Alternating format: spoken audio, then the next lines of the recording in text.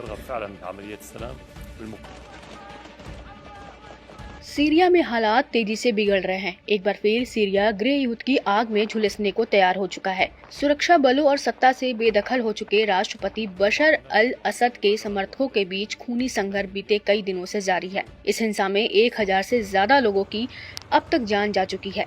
इसे बीते 14 सालों में सीरिया के अंदर की सबसे बड़ी हिंसा बताया जा रहा है। ब्रिटिश एजेंसी के ताजा आंकड़ों की माने तो मरने वालों में 745 ऐसे लोग हैं जिन्हें बेहद करीब से गोली मारी गई है। मौतों का यह आंकड़ा साल 2011 में सीरियाई गृह युद्ध के बाद सबसे ज्यादा है। इतना ही नहीं, सीरिया के कई शहरों में तो हालात बद से बदतर हो रखे हैं। लताकिया शहर के आसपास बड़े क्षेत्रों में बिजली और पीने का पानी बंद कर दिया गया है। सीरिया सरकार का कहना है कि असद के वफादार लड़ाकों ने सुरक्षा बलों पर हमला किया, जिससे हिंसा शुरू हुई। वहीं असद के लड़ाकों ने सुरक्षा बलों पर रिहायशी इलाकों पर बमबारी करने का आरोप लगाया है। पिछले साल दिसंबर में तख्तापलट होने के बाद बशर देश छोड़कर रूस भाग गए थे। इसके बाद सीरिया की सत्ता पर उग्रवादी संगठन हयात तहरीर अल शाम का कब्जा हो गया था।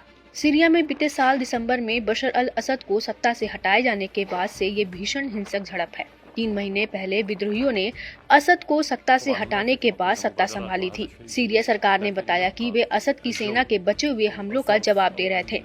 अलावी गांवों के निवासियों ने न्यूज एजेंसी एपी को बताया कि उनके समुदाय के कई लोगों के घरों को लूट लिया गया और फिर आग लगा दिया गया। हिंसा के समय मौजूद लोगों ने हिंसा के समय के भयानक और दहलाने वाली घटनाओं के बारे में बताया। उन्होंने कहा कि यहाँ पर महिलाओं को सड़कों पर बिना कपड़ों के घुमाया गया, फिर गोली मारकर उनकी हत्या कर दी गई। हालांकि 3 महीने पहले यहाँ हयात तहरीर अल शाम के नए शासन के लागू होने के बाद अलावी लोगों को पूर्व राष्ट्रपति से जुड़े होने की वजह से बार बार निशाना बनाया जा रहा है। न्यूज एजेंसी के मुताबिक लोगों ने जब अपने घरों और कारों को जलते हुए देखा तो वो वहां से अपनी जान बचाकर भागने को मजबूर हो गए।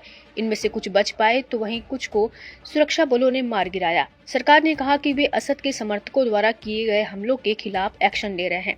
उन्होंने बड़े पैमाने पर हुई इस हिंसा के लिए अलग अलग व्यक्तियों द्वारा की गई कार्रवाइयों को जिम्मेदार ठहराया।